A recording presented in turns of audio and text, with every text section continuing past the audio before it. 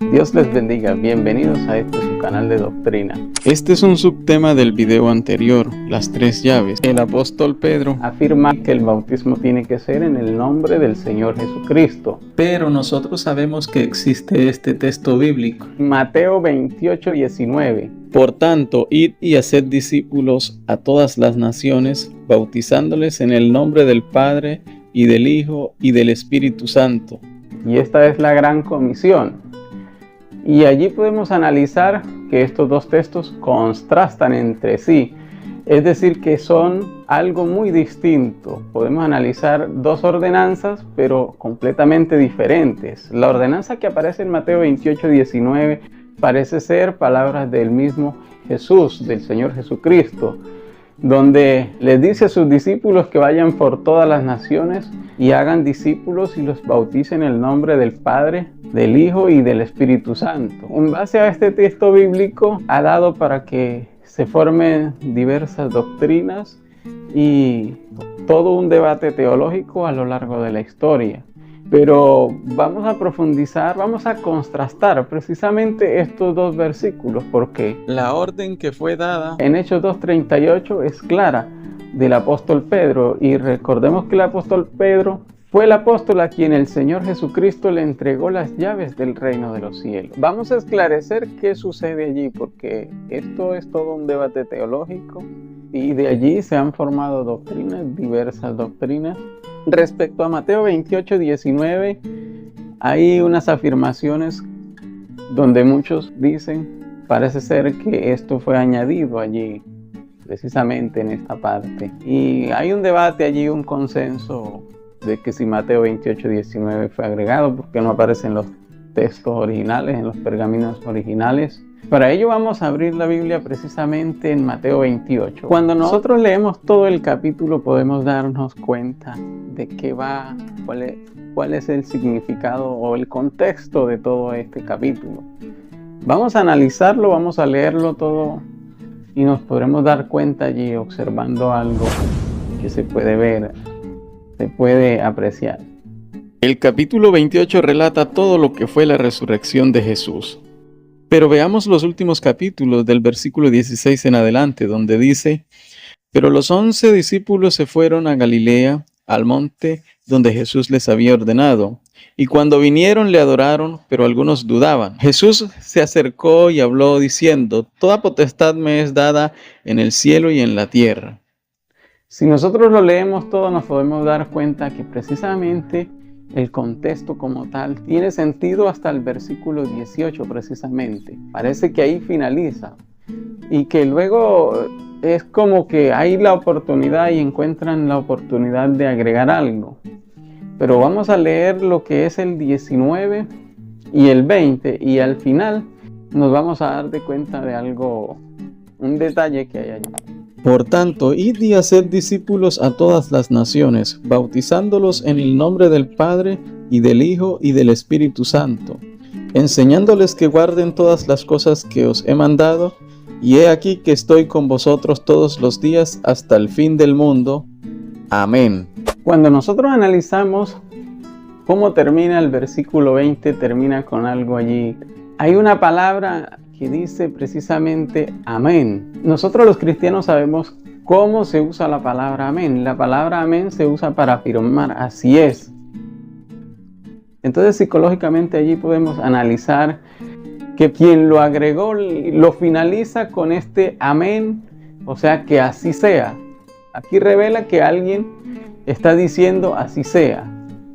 Si son las palabras del propio Señor Jesucristo, no le introduciría nunca un amén.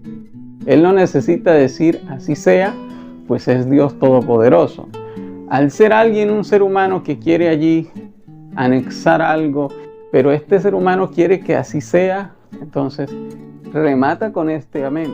Esto nos da un indicio de una intervención humana. Fíjese en todas las palabras del Señor Jesús, y usted podrá encontrar seguridad. Jesús siempre habló con autoridad. Todas las palabras de Jesús fueron dadas al pueblo con autoridad. Cuando uno introduce la palabra amén en cierto discurso, o usted le dice a una persona, ¿verdad? ¿Cierto? Eso es un símbolo de dudas. al estar introducido allí la palabra amén, que así sea, podemos darnos cuenta que hay intenciones de alguien de que así se haga, que así sea. esto es solo para que usted lo analice y tenga en cuenta qué pudo haber sucedido allí. Pero suponiendo que el texto no fue alterado y que sí aparecen los pergaminos originales y que todo está correcto, pues vamos a analizar qué significa precisamente este capítulo 19. ¿Qué nos quiere decir ahí? Jesús le dijo a sus discípulos que fueran por todas las naciones y también prepararán personas y que les bautizaran en el nombre del Padre y del Hijo y del Espíritu Santo. Pero si ustedes se fijan, ¿qué quiere decir? Pues ahí hay una ordenanza a sus discípulos de que ellos preparen gente y cuando ya estén aptos para ser bautizados, les bauticen en un nombre. Y él describe en el nombre del Padre, el nombre del Hijo y el nombre del Espíritu Santo. Pero no revela el nombre.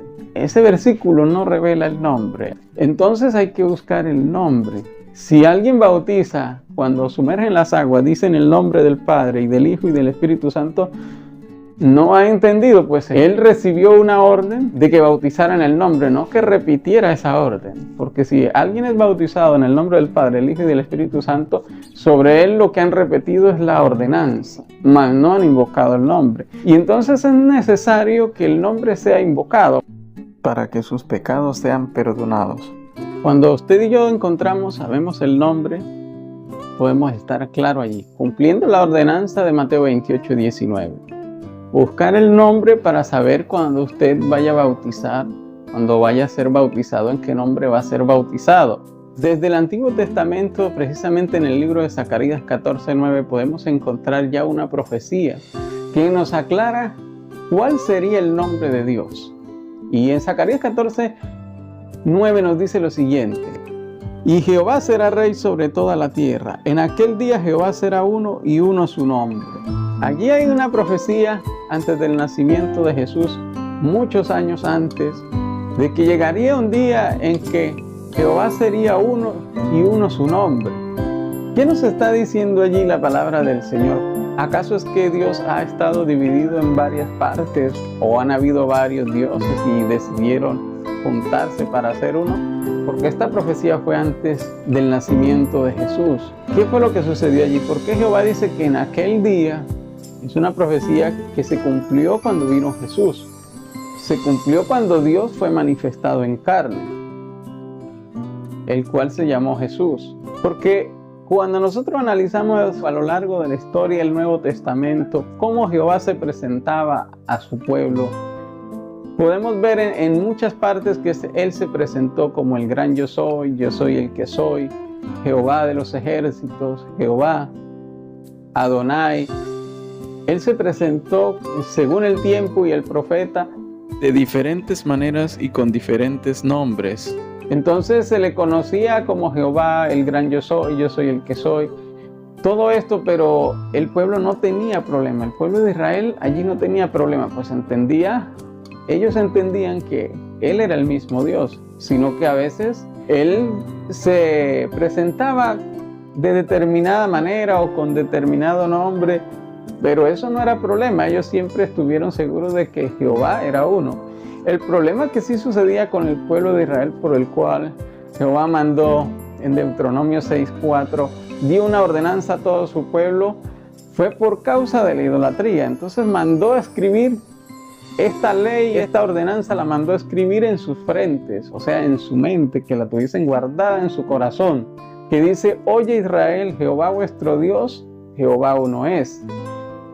¿Qué pasaba allí? Pues en aquel entonces el problema no era de pensar que habían 2 o 3 dioses, porque Él a veces se presentaba como Jehová, como yo soy el que soy, el gran yo soy y todo aquello. No, el problema que sucedía allí concisamente era por causa de la idolatría, que ellos hacían estatuas, figuras las cuales adoraban y la tomaban como dioses. Vamos a ver a partir de cuándo sucede esto, qué fue lo que pasó y en qué momento el ser humano ahora está confundido.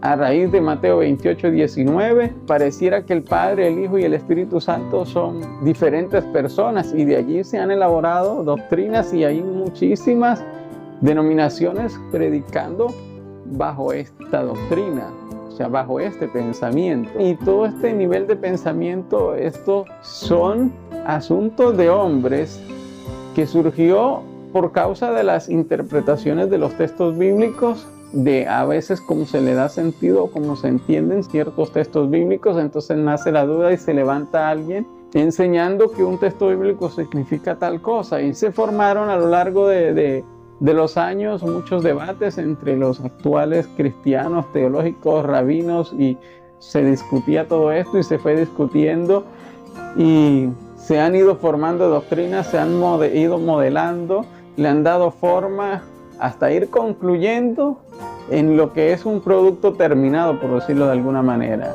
una doctrina terminada, la elaboración de la doctrina. Vamos a analizar la historia, y esto usted lo puede buscar en internet. Usted puede utilizar inteligencia artificial, puede utilizar cualquier buscador para buscar a partir de cuándo surge la doctrina de la Trinidad. Entonces vamos a investigar un poco, y usted por su cuenta, allá en su casa, investigue, asesórese, infórmese, porque hoy existe la manera de poder investigar todo esto desde la comodidad de su casa. Cuando nosotros investigamos, podemos darnos cuenta que la doctrina trinitaria o este tipo de debates teológicos empiezan 325 años después de Cristo. Empieza este debate por alguien que se levanta con este ideal. Anteriormente no habían problema, entendían que en Jesucristo habita corporalmente toda la plenitud de la deidad. Deidad es el ser de Dios y su divinidad. Su divinidad es espíritu. La palabra divinidad equivale a lo que nosotros entendemos como naturaleza. Nosotros hablamos de las cosas materiales para referirse a todo, las leyes, como está establecido, cómo funciona todo el mecanismo, le llamamos naturaleza. A nuestro ser le llamamos nuestra naturaleza, a lo que existe. Para entender a Dios, el equivalente que a Él lo describe es la palabra divinidad. O sea que si nosotros decimos esta es mi naturaleza, al referirse a Dios, esa es su divinidad. ¿Y qué incluye la divinidad?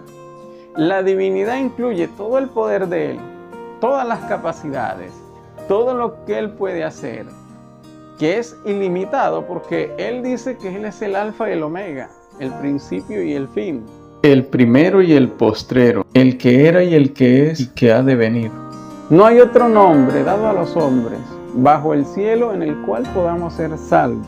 La Biblia nos conlleva en el mismo sentido. Nos aclara que no hay otro nombre dado a los hombres en el cual podamos ser salvos. Es que es un solo nombre. Y si ese nombre no es invocado en la vida de una persona, sus pecados no son perdonados. Hechos 2:38 es el versículo que nos muestra el cumplimiento de la ordenanza de Mateo 3:19. Conforme a lo que entendieron los apóstoles, así procedieron a hacer. Cuando nosotros buscamos los ejemplos de los apóstoles, cómo ellos bautizaban, pues ellos sí lo vivieron en persona. Entonces podemos encontrar estos textos bíblicos que nos muestran en qué nombre ellos bautizaban. Y los apóstoles son nuestros fundamentos, sobre los cuales tendremos que sobreedificar.